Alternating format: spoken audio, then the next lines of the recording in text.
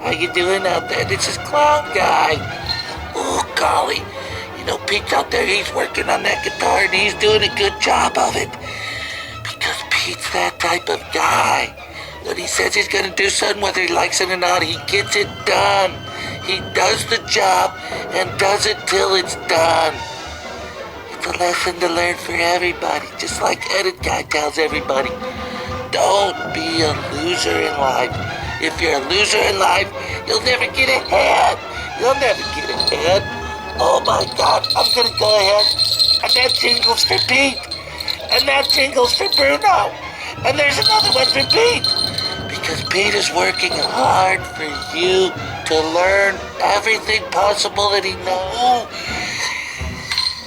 Look at our guitar right here. Oh, golly.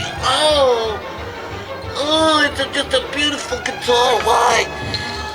Oh, yes, it's such a beautiful guitar.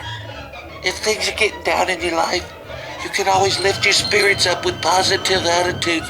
Pull yourself to the extremes in life. Don't do it. Don't be like that. Oh my God. You know, I help a lot of caricatures out. I send them over here to Pete because Pete helps them out. And Pete, he's my pal, he's my buddy. He's like my best friend in the whole wide world. It's my friend Pete, your friend Pete. Everybody's friend Pete, helping everybody out. Do me a favor. Whoever owns this guitar, don't let yourself down. Wake up tomorrow morning and say, I can do it.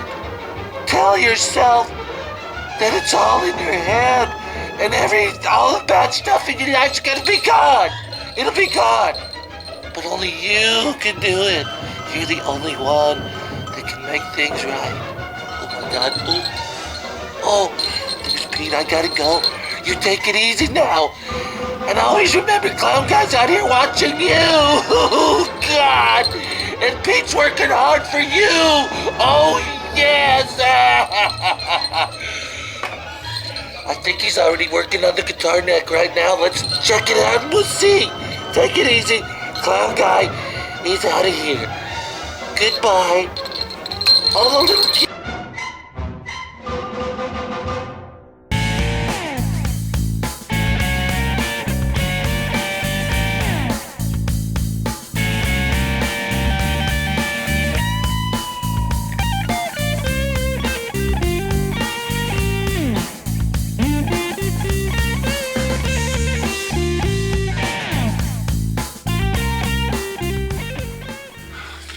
Okay, we've actually started relicking out our guitar, and what we're doing, we're starting on the neck first, okay?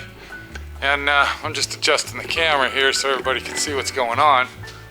I'm gonna go ahead and plug this light in. Just a little bit more light down there. Now, what we're doing is we're going ahead and relicking out the neck. Now, I told you about relicking out your metal parts. Okay, now it's very important before you start relicking them out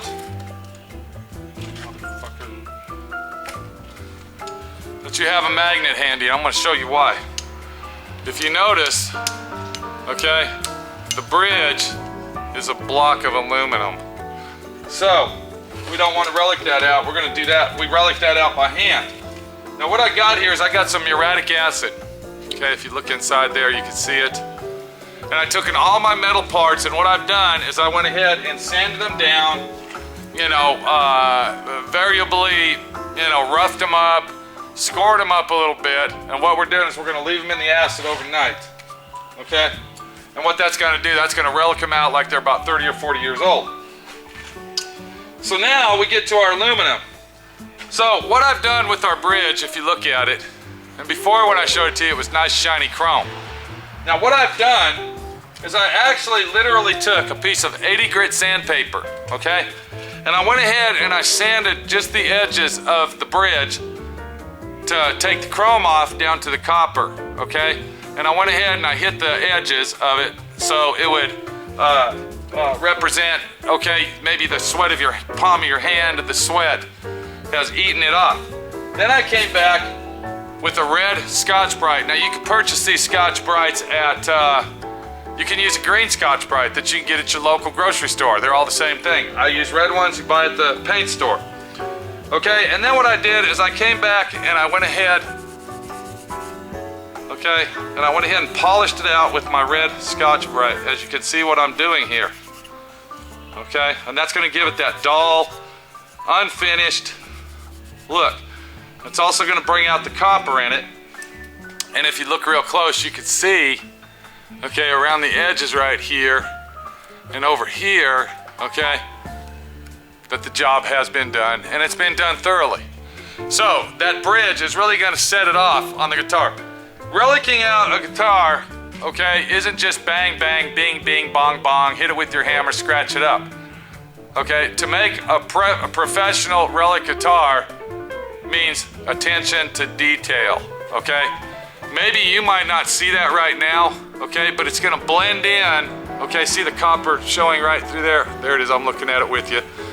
Okay, that's not gonna show right now, and you'll probably never notice it with the naked eye, but it's gonna blend in with the vintage antique look of the guitar itself, okay? So it's always important to pay attention to detail on every part that you relic out.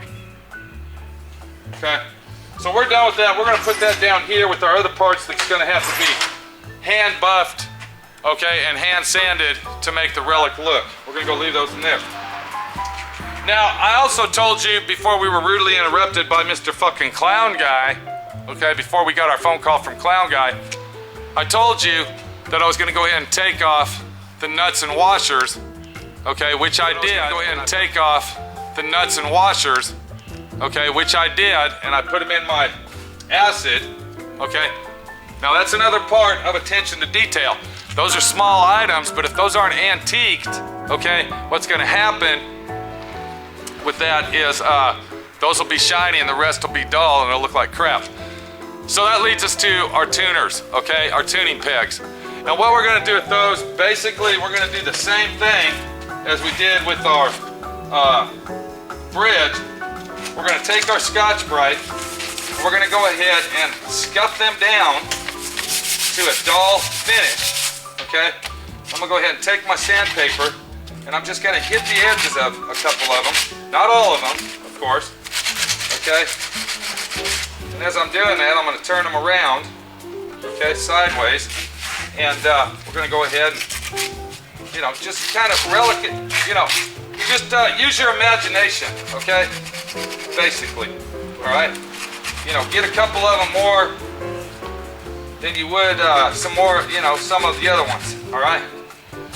Go ahead and hit the edges of these with our sandpaper. I'm using 80 grit sandpaper is what I'm doing. And what that's doing on a guitar like this is taking the chrome off. Now, once again, this is not an expensive guitar. Okay, yes, it did cost $300 to the owner, but in reality, it's basically just an inexpensive imitation Washburn. It's the low line of the Washburn, okay?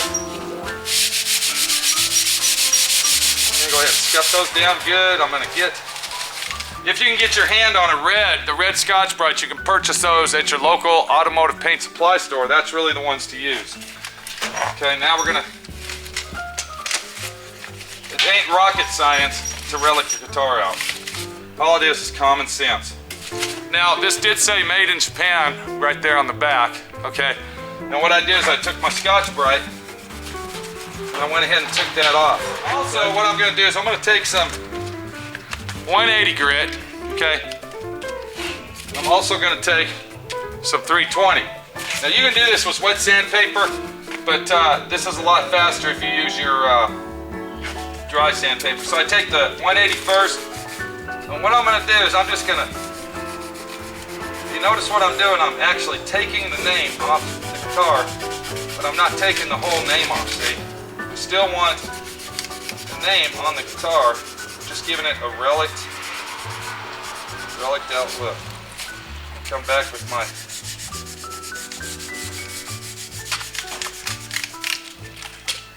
so as you can see, okay, we've taken the name off, but you still know that it's a Washburn, All right. So I'm going to finish that out with my Scotch-Brite.